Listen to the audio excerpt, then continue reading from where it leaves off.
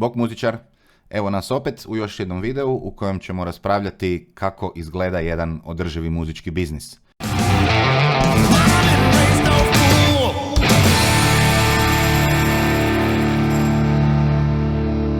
Ovaj video je jedan od važnijih dijelova razgovora sa mojim mentorom, kojeg sam izrezao i kojeg prezentiram vama.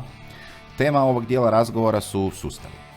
Sustavi koje koriste ozbiljni online biznisi u svim industrijama, pa tako i u muzičkom biznisu, ali jedan sustav posebno kojega koristimo u Emuzičaru i kojeg koristi Indepreneur, firma od mojeg mentora, da muzičarima zaradi novce i da stvarno dođemo do te održivosti i profitabilnosti. $1 million. Često u muzičkom svijetu čujemo da je za uspjeh potrebno puno sreće. Moraš pogoditi dobru pjesmu koju će ljudi htjeti čuti. Moraš imati sreće da ju netko čuje. Moraš imati sreće da te netko otkrije. Ja na to zovem bullshit. Jer iako sreća igra jedan određeni faktor, sreća je nešto na šta ne možemo utjecati.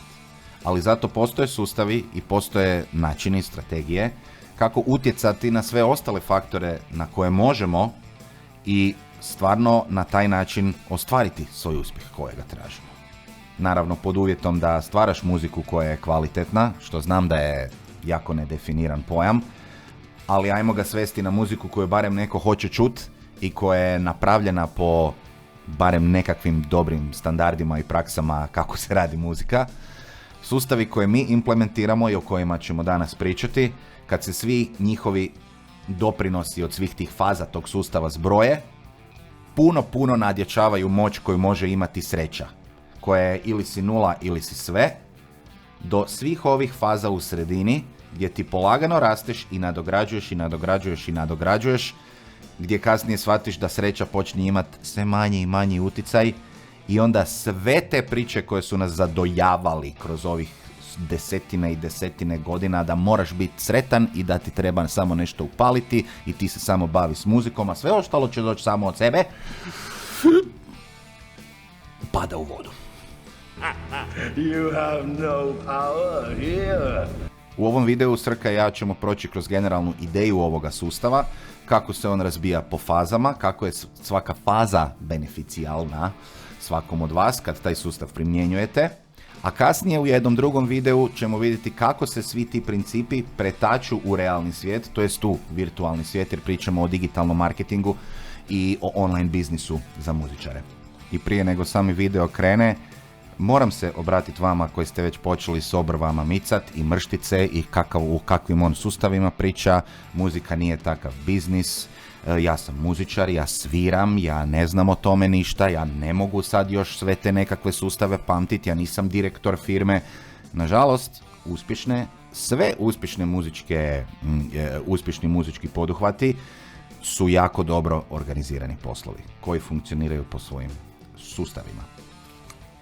Not listening. To što prije prihvatiš, to će ti prije postati lakše razmišljati o marketingu, o prodaji, generalno o tvom muzičkom biznisu i kako ga dovesti na razinu više. Pa zato te molim da pogledaš ovaj video, a i generalno sve što mi radimo ovdje, sa jednom dozom optimizma prije nego cinizma, da otvoriš malo svoju glavu i svoj mindset za to o čemu pričamo, jer znam da nema puno ljudi koji pričaju o ovim stvarima, a ja stvarno želim vama najbolje, jer sam i sam muzičar i ovo sve što sam saznao meni je jako puno pomoglo i u poslu i u muzici, a generalno i u životu općenito.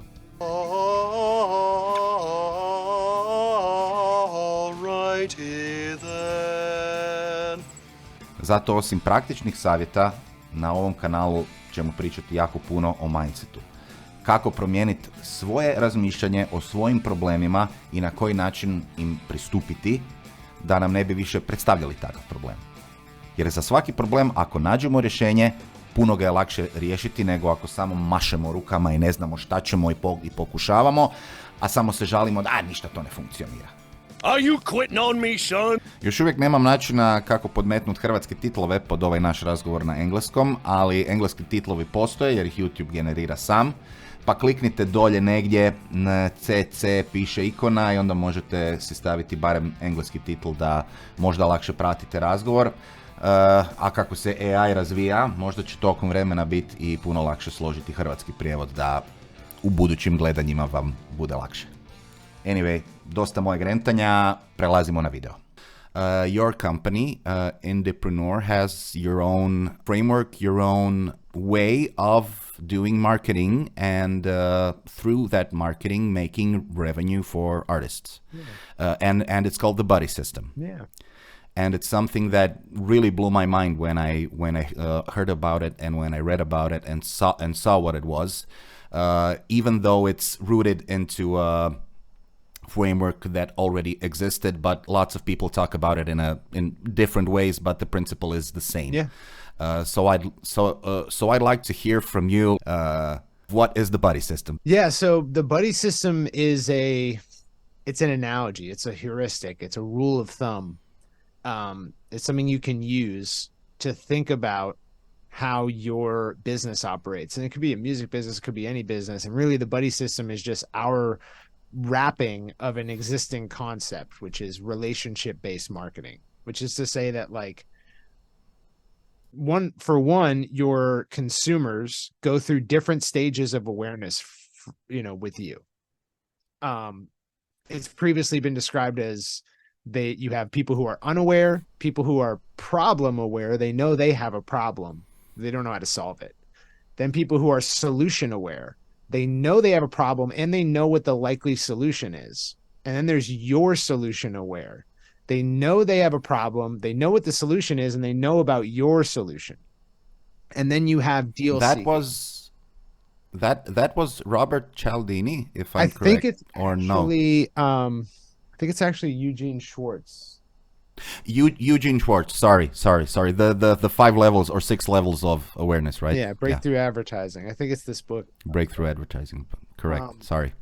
But yeah, so like you can imagine those are different stages that a customer or a prospect might go through. You can see that it intensifies as it goes through. And so our framework, the buddy system, is just based off of a human friendship or a human relationship, which is first, people have to be aware of you. So you can, and our analogy that we use is like, let's imagine you're at a party and your goal is to leave that party or, end up some number of weeks afterwards with as many friends, like true lifelong friendships as you can possibly get. So the first thing you got to do is you have to introduce yourself to people. And we call this the introduction stage, which is known in marketing as a first touch or a first impression. It's the first time someone sees you or your brand or what you're doing. The ideal introduction at a party is one that shows you in a favorable light, one that comes with some familiarity. There's no reason for people to have their guard up. They don't think they're being coerced into something. They're just genuinely meeting you and you share a lot of similarities with them. You align with their interests. These are all great introduction points. But then if you just introduce yourself to everyone at the party, that doesn't mean you're going to leave there with lifelong friendships or develop some thereafter. So more needs to happen. So if you introduce yourself to someone and then you just say, all right, cool. That's my name. Can I have your phone number? Like, you're not going to get their phone number, right? They're not going to become your friend because you just skipped a bunch of steps. And the step in between is a conversation. They should be able to know a little bit more about you, learn about you, and determine whether or not like they're like you. And so we call that the education stage. And the analogy corresponds to like if someone sees your music for the first time, but then they never hear anything else about you. If you pop back up in front of them and say, want to come to a show, like they saw you one time, it was kind of good. They're probably not going to come to the show. Conversely, if they saw your music for the first time and then they went and they investigated and they found all your past music and things you've done in the past and a bunch of media and, they have an experience, they're much more close to buying that show ticket. So we believe that there's a necessary step after introduction, which is education. Let's have a conversation. Let's learn more about each other. And then once you get there, if you're at that party, you introduce yourself to some people, you had a conversation with them and they know more about you now and they kind of know who you are more than just your name. Then how are you going to progress the relationship further? Typically, it's by ensuring there's a way to contact each other after the party. So if you're a musician, you introduce yourself to someone, they saw a bunch of your content. If you don't have a way to communicate with them, a way to reach out to them and speak to them manually, then you have to pray that you see them on the street in this party example, or that they see some of your content online and get reminded. We don't want to leave that up to chance. So we want to get contact information. Just like we would at this party, we want to get their phone number or their email so that we can continue this lineage later on. And then after permission, there is what we call the nurturing stage, which is like, if I get your phone number at that party and then the next day I call you up and ask you for a favor, you're not very likely to do me that favor because we haven't had any bonding experiences yet. Like, we had a cool conversation, we exchanged numbers, but like, I'm not going to loan you $20. It's a bit weird, right? So we want to nurture the relationship. We want to go and do something together, or we want to give gifts in advance. We want to give free value to that person to show them like that we are valuable, that we are friends, and to strengthen the bond and share experiences together. So we will typically, after getting someone's email or getting someone's phone number to text them, we want to use it to give them value, not to extract value. We want to, and we use the analogy of like, imagine you have this vault for every fan you have, and in it, you can put goodwill. You can give them value, asking nothing in return. And the only way that you can extract value, the only way you can take goodwill out of the vault is if you already put some in. And if you take out too much and it runs dry, they're not going to continue to allow you to make these withdrawals. So we want to deposit goodwill into the vault. And that's what the nurturing stage does. It does things without asking anything in return. It strengthens the bond. And then we have... Yeah, that's a great analogy. Sorry if I interrupted you. But that's where I see people making a big mistake. Like, they accept something for nothing. Yeah. To be blunt, but it's a bit more nuanced. But like, out now, buy now. It's the only social posts you'll see from people on social media. It's like, I'm here, I'm awesome. Give me money, let's be friends. Well, it doesn't quite work that way, right? So you can imagine that what most artists are out there doing. We have this party analogy that we've already gone through, right?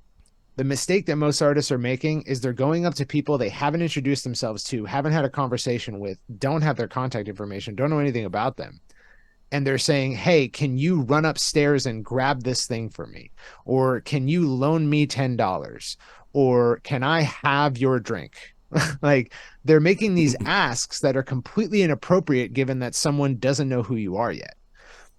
We'd actually call it rude. It's rude. It's rude. Yes, it's totally rude. And so we want to make sure that, we explain the development of a human relationship in this context so that am I skipping too many steps? Am I actually developing a relationship with people? After nurturing, after we deposit goodwill in the vault, we have a stage called affirmation, which is the first favor. It's like what we use in this stage is like really great offers that still give a lot more than they get, but are very easy to get into.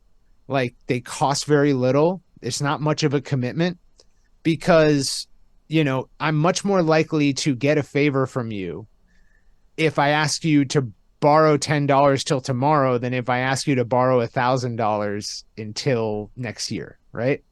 Absolutely. So clearly there's a spectrum, and it has to do with price and it has to do with the size of the ask. And so it's much easier for me to get you past that psychological hurdle of like, we do favors for each other or we transact value.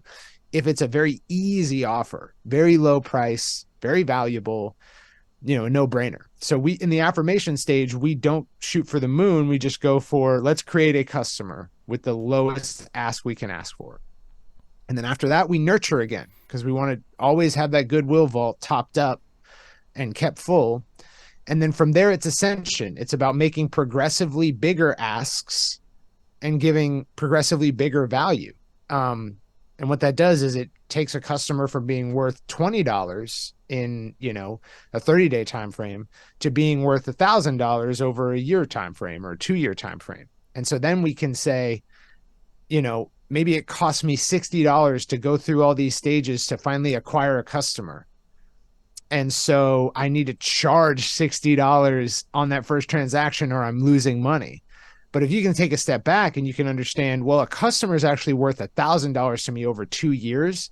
So I can afford to pay up to $400 to acquire a customer, depending on how much I have to expend, right? And it gives you more power. There's a phrase in marketing that the business that can spend the most to acquire a customer wins. And what it means is that doesn't mean go like spend as much as you can per acquiring a customer. It just means that if I can deploy more capital to woo a prospective customer, I'm going to beat you because I'm going to make more valuable offers. I'm going to give more for the dollar, and I'm going to crowd you out in ad platforms and messaging platforms. I'll be more attractive. And so we have this relationship-based framework, and it's just to kind of describe, okay, you can use it to audit what you're doing. And you can say, if someone discovers my music for the first time, is there an education stage to be had? If they go to my page, if they search me on the internet, are they going to learn more about me, or is it a ghost town? Is there not much information about me? Is there not a world for them to dive into? Essentially, if I introduce myself to someone at the party, do I have an interesting conversation that I can have with that person or no? Because if not, I should probably cook that up.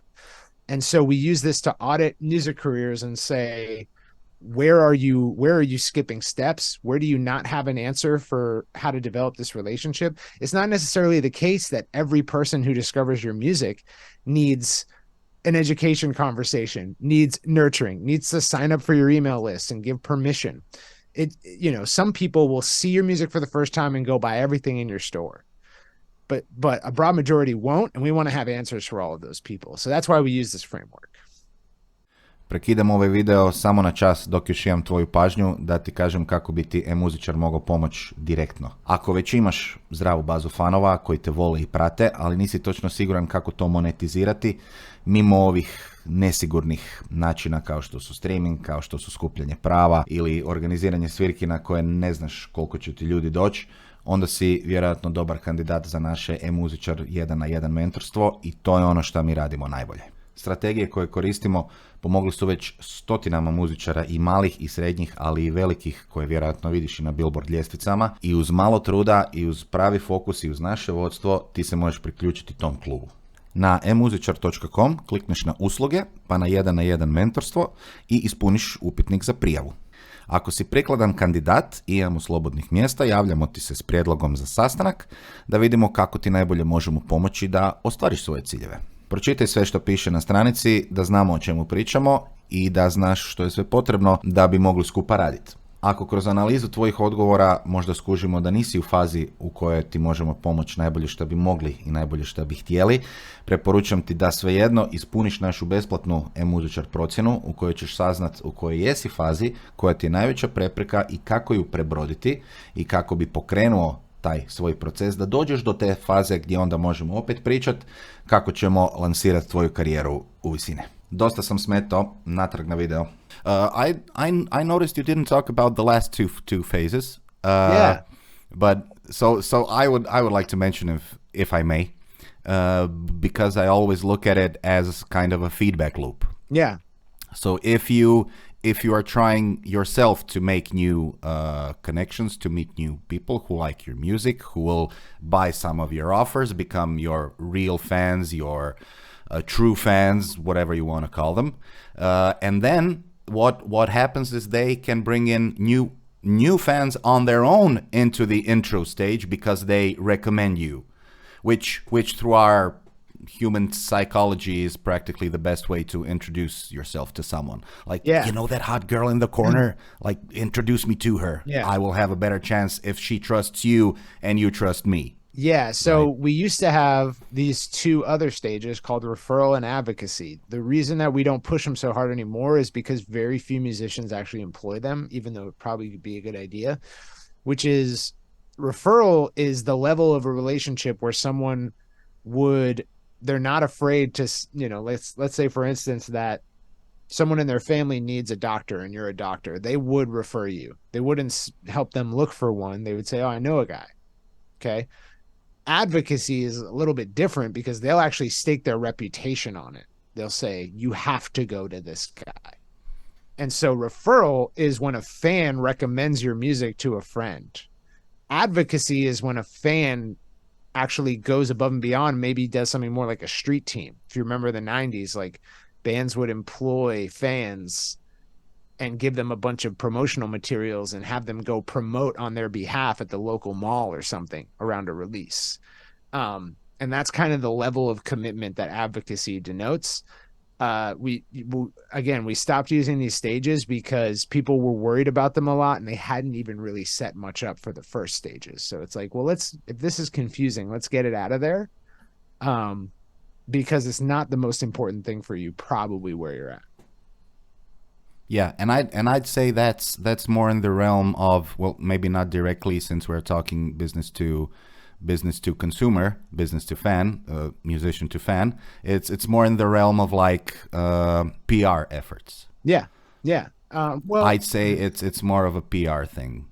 It's more like one, like, is someone willing to become a part of your street team or your digital street team? That's advocacy. If you have a program in place for doing that, you're fulfilling that stage. Referral, which comes before it, is, for instance, I have an app where I can order. I don't cook my own meals anymore for time. I used to cook all my own meals and meal prep every week, but now I just use this app called Cook Unity, and they send me chef prepared meals locally. And it doesn't cost that much more than cooking my own meals. Certainly costs a whole lot less than ordering out all the time. So I have this app, and when I log in, it makes it very clear to me that if I get one of my friends to join the app and order their first set of meals, I get this credit. I get a special gift, I get a discount, I get something of value to me if I recommend it to other people. That's what the referral stage replicates for an artist, is to say, do you have something in place, some kind of program in place, which rewards your fans for getting you new fans? Because if not, you should. It's a great way to get new customers for any business, and it's a great way to get new fans for any artist. But it's just something that there's not a whole lot of documentation or processes built up around. Yeah, you said a good word right now. Processes. It's also something that a lot of musicians lack or think they shouldn't have when it comes to marketing their music and making money from their music, or even creating their music, right? Like a lot of artists demand that their music creation process be sloppy and undefined, because that's where true creativity comes from. But the best writers in history say you got to write every day. The best artists in history are very calculated and formulaic about creation, because that's how you get better at it, is by being systematic about it. So I think it's hard for artists to imagine processes and structure as helping them, but in all cases it does. Yeah, and that's why I wanted to bring up the buddy system. Besides the fact that it's like the main thing that got me to think about things differently and start introducing people who I work with, musicians who I work with, to this framework, but also to not understate the value of having a system. It's not just something you declare, I will do this like this, but then you don't follow up.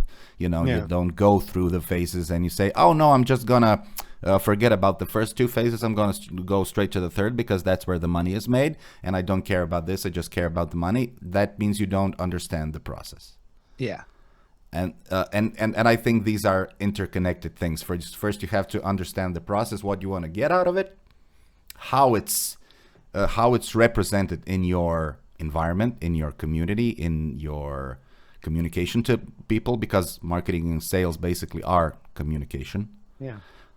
And then put a system in place to make sure that you can do this again and again and again and again when you find something that's successful, that's doing good, right? Yeah. Yeah.